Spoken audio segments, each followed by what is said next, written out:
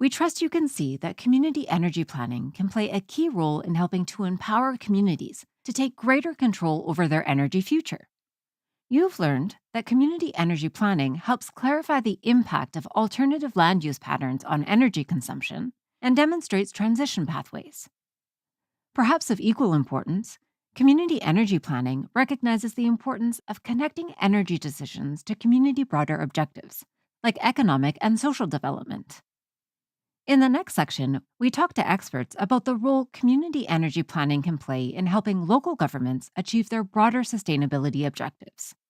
It can be kind of a gateway to overall sustainability. It's obviously one aspect of the bigger picture, broader picture of environmental sustainability. And so because it's very specific and energy costs are something that people can kind of wrap their minds around, it's that first toe in the door, certainly is for where I work. It's the most sustainable type plan that we have. So it's something that people can easily understand. And then it really looks at two very key aspects: the energy, reducing consumption, but also reducing GHG emissions, which have a huge impact on climate change. And it's one of those things where you're starting that conversation at a community level. So you're bringing in lots of various stakeholders and different people and having that conversation kind of balloon into bigger things.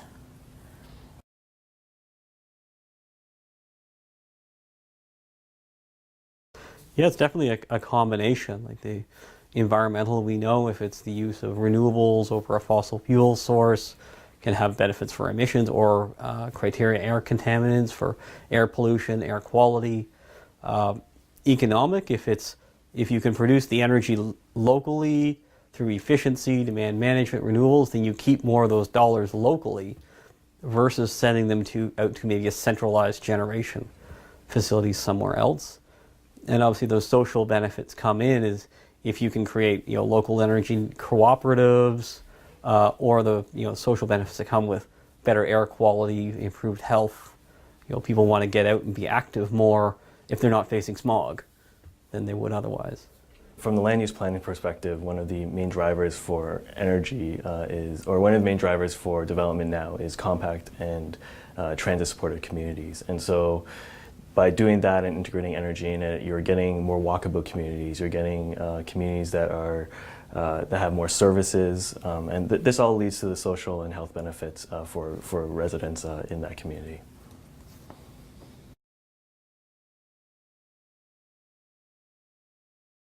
What we've seen now is 3 or 4 communities, London, Guelph, the region of Waterloo, and city of Markham, finding that key messaging that seems to be resonating beyond the choir, and that is looking at energy dollars spent. So a number of us developed these infographics and looked at all the money spent on gasoline, diesel, natural gas, electricity, fuel oil for everybody, every resident, every business. And it's astonishing. So for Waterloo Region in 2014, we spent $2.1 billion collectively on all these energy resources. 87% of that left the community because it was imported.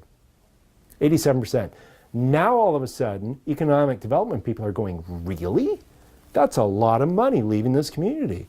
And mayors are saying, this is a great opportunity, right? So now if you can have more community ownership of local generation, it is usually, not always, usually lower carbon footprint, and you're keeping more of those dollars circulating.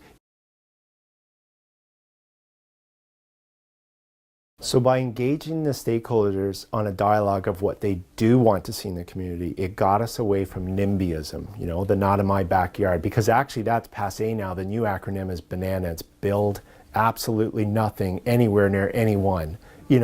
So instead of saying, proposing to develop this and that, what if you went to the community and say, first of all, you show the infographic on how much money is spent. It's a conversation starter. And then you start to talk about ways, well, what if we could develop energy locally and you can save money on energy and maybe even own some of that, and we keep those dollars in. What would that look like? What would you tolerate in this community? What do you want to see in this community? So it really engages people in a constructive and positive dialogue instead of the historical one around animosity, opposing something that no one asked them if they wanted in the first place.